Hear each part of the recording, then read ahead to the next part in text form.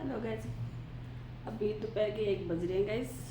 हमारा lunch time है, 1 डेढ़ बज गए हैं। और गाइस ये देख सकते हैं दोपहर की रोटी में क्या दे रहे हैं आज माता जी को, आप देख सकते हैं।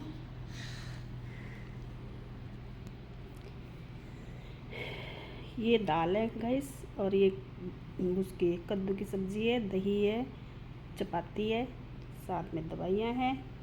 अब मैं उठाती हूँ माता जी को, आप देख सकते हैं।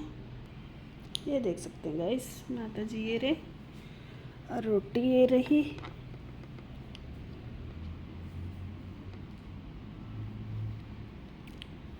नीचे तौलिया बिछा देते हैं ना, सब्जी ना गिरे। ये देख सकते हैं गाइस, आज की डिनर लंच ये हो गया।